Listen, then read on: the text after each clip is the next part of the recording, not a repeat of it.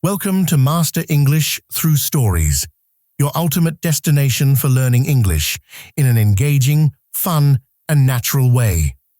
Join us as we make language learning feel effortless and enjoyable through captivating stories that connect with your real-life experiences. In today's world, English has become a universal language, the language of business, technology, education, and more. But let's be real, learning it isn't always easy. There are moments when you'll feel frustrated, discouraged, or even overwhelmed. You'll make mistakes, you'll forget words, and sometimes you'll feel like you're not improving as quickly as you'd like.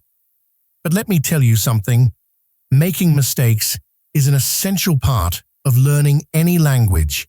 In fact, the more mistakes you make, the more progress you'll be able to see in the long run.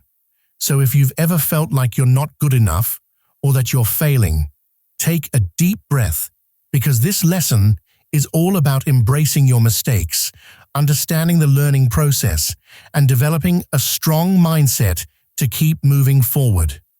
Stick with me, and by the end of this session, you'll see just how much potential you have to master English. Part 1. The Power of Mistakes. Let me start with a story from my own experience as an English teacher. It was a regular Tuesday morning here in Lagos, Nigeria.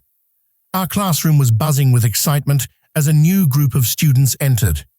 I had students from all around the world, each with different backgrounds, different reasons for learning English, but they all shared one thing: the fear of making mistakes. One student, Emily, raised her hand. She had been struggling with this for a while. "I really want to practice speaking English," she said, "but I'm scared of making mistakes. What if I say something wrong? What if I look foolish?" I smiled at her. I'd heard this concern from so many students over the years. It's normal to feel afraid, especially when you're trying something new. But I told her, and I'm telling you too, making mistakes is an essential part of learning English. It's actually one of the most powerful tools in your learning toolbox. I explained, "Emily, I totally understand how you feel, but let me tell you something. I'm learning French right now, and guess what? I make mistakes all the time. I mix up words, I mispronounce things, and sometimes I don't even understand what people are saying. But you know what? I don't care. I don't mind making mistakes because I know that with every mistake, I'm improving." The room went silent as the students took this in. I continued, "Think back to when you were a child learning your first language. Did you ever worry about saying something wrong? Did you feel embarrassed every time you made a mistake? Of course not. You just focused on expressing yourself. You didn't care about being perfect. And that's exactly how you should approach learning English." This idea was a game changer for many of my students, including Emily. I told them that the key to becoming fluent is not about perfection. It's about progress. Each time you make a mistake, you're getting one step closer to fluency. Part 2. The Science of Learning and Memory. Now that we've talked about embracing mistakes, let's take a deeper dive into the science of how language learning works and why mistakes are actually a good thing. You see, learning a language involves a lot of different processes. It's not just about memorizing vocabulary or learning grammar rules. It's about activating your brain in different ways and using a combination of techniques to help you learn more efficiently.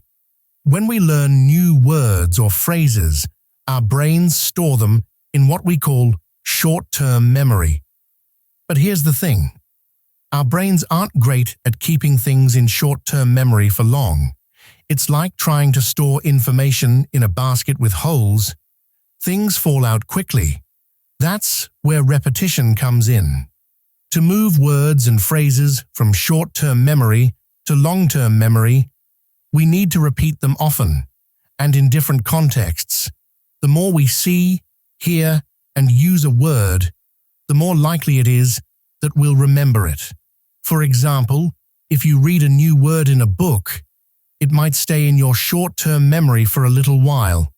But if you use that word in a conversation with someone or write it in a sentence, you're helping your brain store that word in long-term memory. And the more times you do that, the better you'll remember it. Here's something that's really interesting. Research has shown that mistakes actually help your brain remember information better. When you make an error and correct it, your brain makes a stronger connection to that word or concept. That's because your brain recognizes that it made a mistake and it wants to correct it next time. It's a powerful learning mechanism, so don't be afraid to make mistakes. They're not something to avoid. They're actually a tool that helps your brain learn faster and more effectively.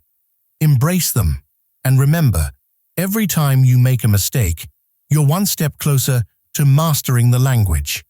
Part 3. Vocabulary Building Strategies. Now that we've covered the importance of mistakes, let's talk about building your vocabulary. This is a crucial part of your English learning journey. Without a strong vocabulary, it's hard to express yourself clearly or understand others when they speak.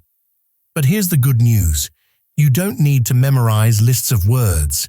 In fact, trying to memorize a huge list of vocabulary can feel like a chore and can make you more likely to forget those words. Instead, try these strategies to improve your vocabulary retention. Use words in context. Rather than memorizing isolated words, try to use them in sentences. For example, if you learn the word meticulous, use it in a sentence like, "My brother is very meticulous about his work." This way, you'll remember the word because you've used it in a real-life context. Learn words in groups. Instead of learning one word at a time, group related words together. For example, if you're learning words related to food, group them into categories like fruits, vegetables, and drinks. This will help you recall them more easily. Use flashcards. Create flashcards for new words and review them regularly, but don't just write the word on one side and its definition on the other.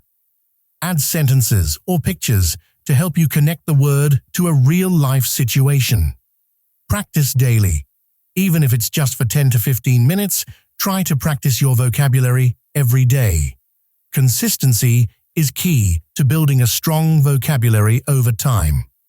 Use vocabulary apps. There are plenty of apps designed specifically for language learners. These apps can help you practice vocabulary, reinforce grammar, and even test your progress. Part 4. Improving listening skills. Another area where many English learners struggle is listening.